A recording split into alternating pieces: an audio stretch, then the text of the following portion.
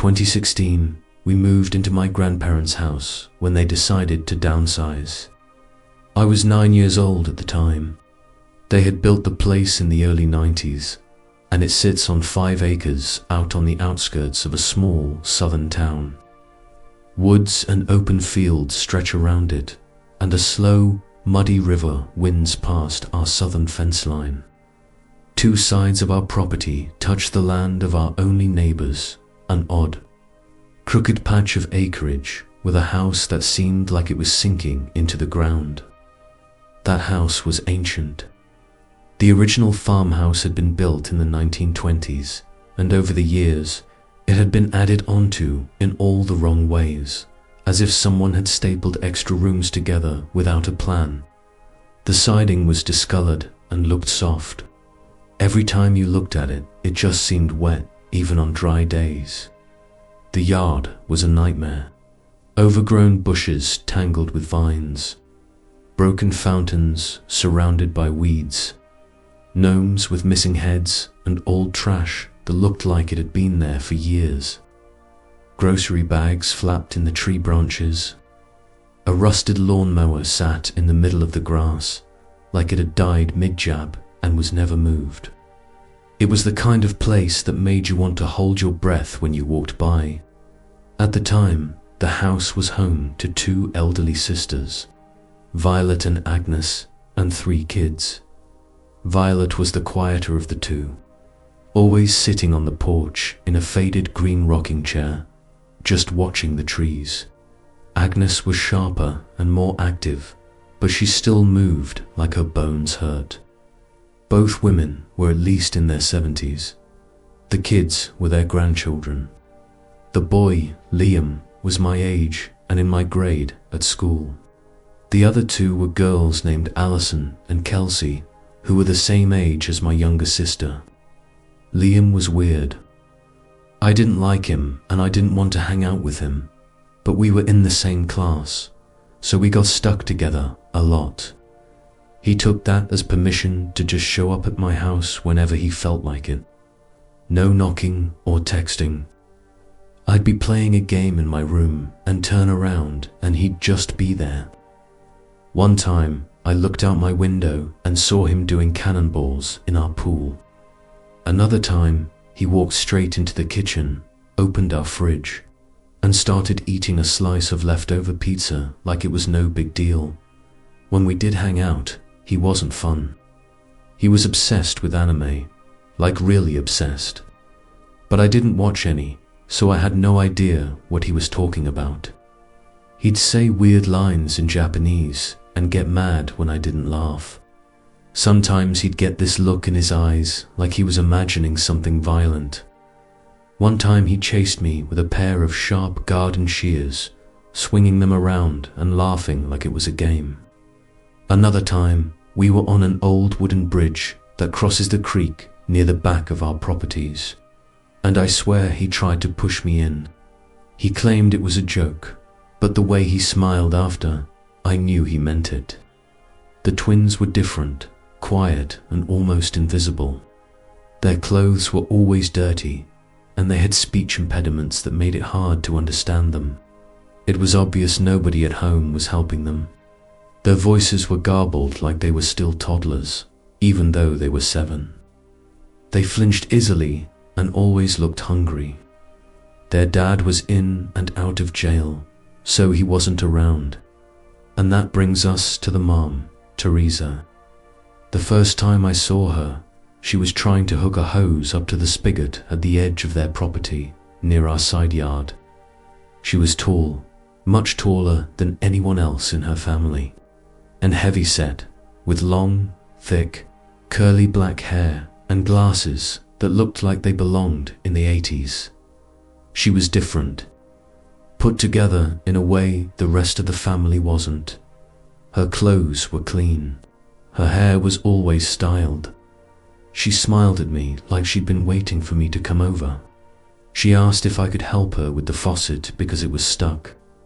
I walked over and turned it, and it moved easily. She gasped and clapped her hands, telling me I was so strong and how lucky she was that I came over.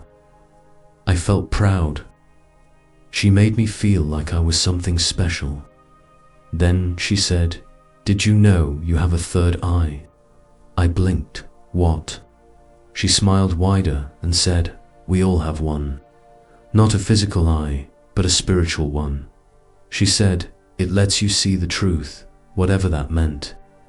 Before I could ask anything, she started walking back toward her house and told me to come with her. So I did.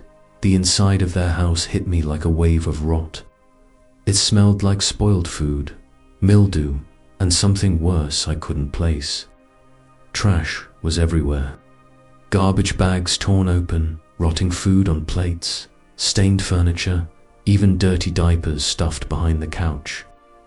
I tried to leave, but Teresa grabbed my wrist and led me upstairs.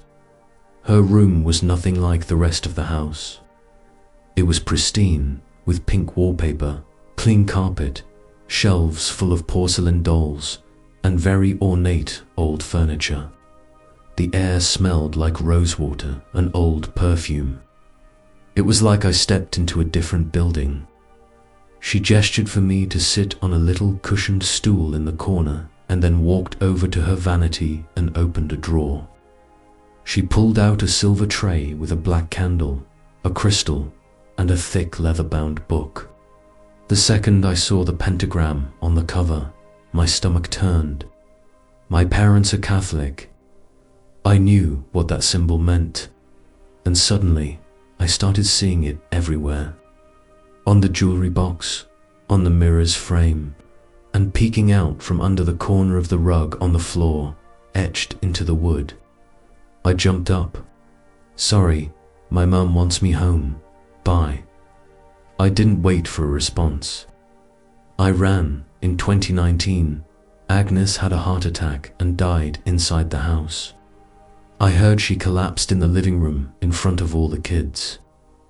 I went to the funeral. It was in this run-down Baptist church on the edge of town. The family was stone-faced, like they didn't know how to react, except for one woman who I'd never seen before. She sat in the second pew, sobbing so loud it echoed. Nobody acknowledged her. That same year, Liam disappeared. The story was that he tried to kill one of the twins and was sent to a psychiatric facility. I never got the full details, but my parents sat my sister and me down that night and said, in no uncertain terms, that we were never to go near that family again. I remember their faces, grim and serious. That's when it all clicked. All the little things I hadn't understood. The weird stuff, the fear. Eventually, the rest of the family moved away. They left Violet behind. Just an old, frail woman living alone in that collapsing house. She passed away in 2020, alone in that house. Her estate went up for auction. A few months later, one of my old elementary school teachers, Mrs. S., bought it with her husband. They tore down most of the structure, but kept the original 1920 section, the same part where Teresa's room had been. Mrs. S. invited us over to see the renovations. It was beautiful. Open floor plan, all new appliances, and fresh paint. She showed us upstairs, and that's when my skin started crawling. We were in her room, and I could feel it. Even though the floors were carpeted now, I knew the pentagram was still there, like the floor remembered. I felt nauseous, like something was watching me from the walls. I told Mrs. S. I had a headache and had to go. She was disappointed. I was supposed to stay for dinner. I avoided the house after that until last year. Mrs. S. asked me to dog sit while they went out of town for a week. I said yes. I figured it was just a job, easy money. Every night I'd ring the doorbell and they'd buzz me in through the smart lock. Their dogs, the Shih Tzu named Muffin and a snorting little pug named Henry, would greet me, tails wagging. The first 4 nights were quiet, peaceful even.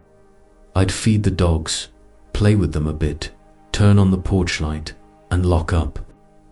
But on the last night, I was about to leave when Henry started barking at the staircase. He planted his little legs and just barked over and over. Muffin backed away, whimpering. There was nothing there, and then thump. It came from upstairs. Another thump, louder this time. I didn't stay to investigate. I ran to the front door, slammed it behind me, and locked it. The whole walk home, I couldn't shake the feeling something had followed me. Now it's 2025. We hadn't heard a word about the family in over 4 years. That is, until recently.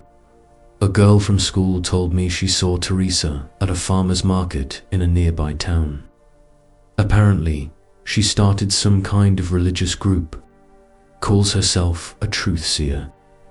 They live in a mobile home community far out in the woods. Flyers have started popping up on bulletin boards and telephone poles. I don't trust it. I don't trust her. I think Teresa is truly evil. I mean, she neglected her kids. She left her mother in that house to rot. And I think she brought something into it. Something dark. Something that stayed behind. I still have nightmares of her and Liam. They stand at the foot of my bed, staring at me, not speaking at all. And every time I pass by that house, even now, I get chills. The good parts, like the paint, the furniture, it's all surface level. That place remembers, and I don't think it ever let go of what happened there. Story to asterisk, my name is Keegan, and I live in Michigan with my parents. High school was a decent time for me, as I got to meet various new people. Obviously, I also had some people I tended to hang out with outside of school. The only time I really hung out with them was at places like my local community center, where we would work out and play basketball. Back in freshman year, it was getting close to the end of the year, and I was excited for summer break to be coming. I would be starting driver's training and even start doing a side job to begin making money. So, my start in high school wasn't the fastest. I had this one friend named Clayton. I would usually hang out with him at least once a week. He was a grade lower than me, his final year of junior high. We were somewhat good friends, and my dad and I even took him to a Detroit Pistons basketball game at one point. He was quite a big basketball fan, so he was more than eager to attend his first game. Despite all the fun activities in the past, it was until I started becoming more busy that he was somewhat beginning to change.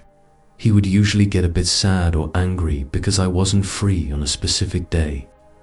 He was the kind of person to have some pretty intense anger issues when he got pissed off enough. I remember this one day when I told him I wasn't free again and that I would be home cleaning. It seemed as if he would find the right days where I was not available to hang out. I didn't check my phone until after I finished cleaning, and I found out that he removed me on I messaged him on Messenger asking why he got so mad and why he decided to remove me as a friend. He assumed I was lying to avoid hanging out with him. That thought crossed my mind for a while, and I even followed up with it at times because he was starting to become more obnoxious. On occasion, I would lie and say I'm doing something, going somewhere, or already made plans with another friend. He felt so left out that one day when the sun had set, he showed up to my apartment I was living in at the time unannounced. I asked him why he didn't text me ahead of time. Nothing. He just stared at me for a few seconds before walking away slowly. Why was he here at this hour? Why didn't he say anything? Why did he just give me this 1,000-yard stare, as if I did something to offend him? I hadn't spoken to him the next day. That's also when I turned off my Snap Map on Snapchat to hide my location from him after he apparently added me back. Some time had gone by, about a month, and he's still the same person, angry or sad when I can't pay him a visit. That's when I got a text from my friend Nick, who I barely saw in person.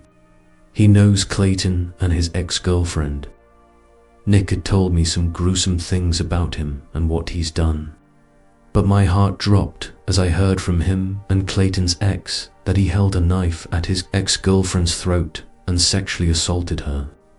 I knew that he was a psycho right then and there. I removed him as a friend on all platforms without any hesitation. He texted me on Instagram before I removed him on there too. He blew up my phone with messages asking why I'm removing him. I just told him I needed some time to myself and I would add him back when I'm better. But I used that as an excuse to get away from him. That night, while I was home alone, since my parents went to the next town over for dinner with some old friends of theirs, I heard a knock at my apartment door. I looked out of the peephole and no one was there. I opened the door a crack to survey the hallway, but no one. I figured it was someone ding-dong ditching. I figured they wouldn't come back. But when I randomly looked out my bedroom window, the light was burned out by the sidewalk. I noticed a small flash in the corner of my eye, and I thought it was from inside someone's car. But I felt my stomach drop when I saw a tall figure standing in front of my window. It was him. I opened my window and told him to go away and that I don't want him here. He told me to let him in so he could tell me something. I firmly said no and told him I want him gone. But when he began to move around a bit, I noticed something was in his hand. I couldn't exactly make out what he was holding until he held it up. And when I tell you I was frightened, I felt as if I was going to pass out because, you know it, Clayton was holding a knife in his hand. I told him I was calling the police, but he had already taken off by the time the police had gotten there. I gave the best description of him that I could describe to the cops. I haven't heard a word about or from him since that horrific night. I honestly wouldn't be so surprised if you were trying to kill me while I was home alone. I believe he had murderous intentions. I assumed he probably ended up in juvie after what happened. Not only was I horrified from that experience, but it may have been one of the most traumatic moments of my life. Having your parents gone along with it makes it feel undeniably more unsettling. I'm glad I disconnected all contact from him when I did, because I think if I continued to remain friends with him, I probably could have ended up as one of his endless punching bags, or even worse, dead. Asterisk, Story 3, asterisk. This happened in late 2022 when I went on what I thought would be a fun and simple first date with someone I'd matched with on a dating app. Her name was Emily, and we had been texting for about 2 weeks before deciding to meet up. We both shared a love for horror movies, and when Smile came out, we agreed that seeing it together would be the perfect first date. We picked a weekday night, Thursday. It was a late showing, jumps flew low at 15 p.m, and at a small, older theatre just outside of town. I offered to drive and picked her up around 9:30. She seemed normal, friendly, maybe a little shy. She was quiet for most of the drive, but opened up once we started talking about horror movies we liked growing up. When we got there, the parking lot was almost empty. I joked about how this theatre looked like something out of a horror movie itself. Dim lights, flickering neon, and not a single person in the lobby when we walked in. There was only one guy working at the concession counter, and when I asked if it was going to be a full theatre, he laughed and said we were the only ones who had bought tickets for that showing. At first I thought that was great. No crowds, just me, her, and the movie. We went into Theatre 6 and chose seats right in the center, about 4 rows from the back. It was freezing in there, which Emily pointed out right away. I offered her my hoodie, and we laughed about how creepy it felt being the only ones in the entire room. We sat back and talked while waiting for the previews to start. I was starting to feel a little chemistry between us, and I figured this would be one of those dates where you actually end up seeing the person again. Then right before the movie started, like right after the last trailer, and just as the lights dimmed lower, I noticed movement from the corner of my eye. Someone walked into the theater. They didn't say anything or stop to look around or check their phone for seat numbers like most people do. They walked in slow, straight up the steps, and sat directly behind us. I mean directly. There were maybe 100 open seats, but he chose the one right behind me. Emily turned to look at him, too, and she gave me a weird glance like, "Really?" I kind of chuckled and sat under my breath. Figures. But right away, something felt off. You know that feeling when someone's eyes are burning into the back of your head? That's what it felt like. I glanced back after a minute or two. He wasn't watching the screen. He was staring at us. I only saw him for a split second, but he didn't flinch or look away. He didn't even pretend to be interested in the movie. He was just sitting forward, a bit like someone might do if they were really into a scene. But his face wasn't even turned toward the screen. It was angled right at us, at me. I whispered to Emily, "He's just staring." She nodded slowly and whispered back, "I know." We tried to ignore it for a while. The movie started and I really did try to get into it, but every few minutes I'd feel it again. The presence behind us, not just someone being annoying. This was different. There was an intensity to it, like he was waiting for something. After about 20 minutes, I leaned forward in my seat and turned my head a little. I could glance back more casually. Same thing. He was still staring. He was middle-aged, maybe late 40s. He was clean-shaven, kind of pale, wearing a dark grey hoodie. Something about him just looked empty, like he wasn't even there mentally. His eyes didn't look glazed over like someone who was zoning out. From what I saw, he never blinked. I turned back around and whispered to Emily, "This guy is really creeping me out." She looked genuinely scared now. "Do you want to move?" We considered it, but where would we go? It would still be in the same room, and we were already in the best seats.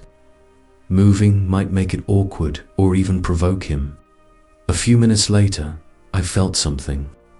The guy breathed on me, not loud or exaggerated. It was soft, but unmistakable. A deep, slow exhale right behind my seat.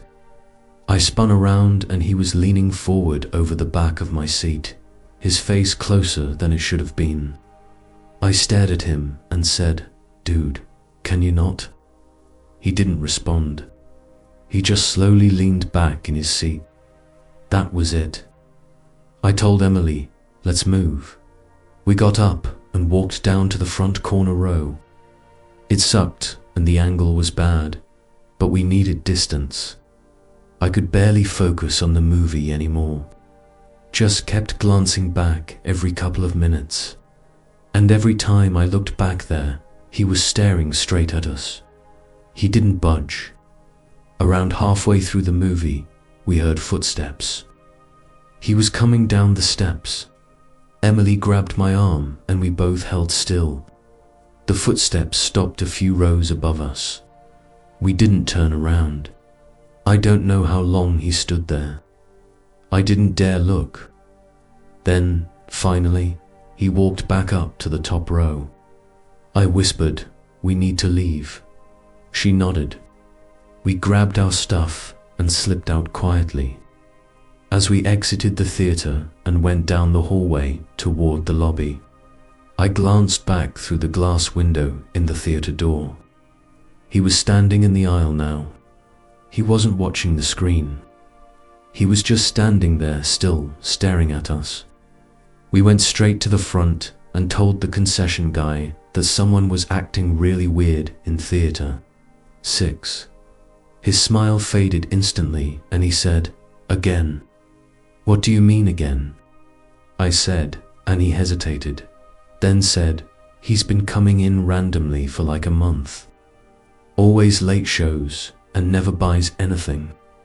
You guys aren't the first ones to complain about him." I responded, "Why hasn't anyone kicked him out?" He looked uncomfortable. He said, "He doesn't technically do anything illegal. Management says unless he touches someone or breaks a rule, we can't really do much." Emily was almost in tears. She asked if someone could walk us to our car. He agreed, and one of the janitors walked us out. The guy didn't follow us that night, at least not that we saw. But the whole ride back, I couldn't shake this fear that he might have written down my license plate, that he might have followed us at a distance, watched us leave, and found out where Emily lived when I dropped her off. For weeks afterward, I was paranoid. My cop friend also told me it was a load of horseshit, that they couldn't do anything about him. The theater as a business would reserve every right to kick somebody out. I avoided that side of town for a while. Emily and I talked a few times after that, but never ended up seeing each other again, unfortunately.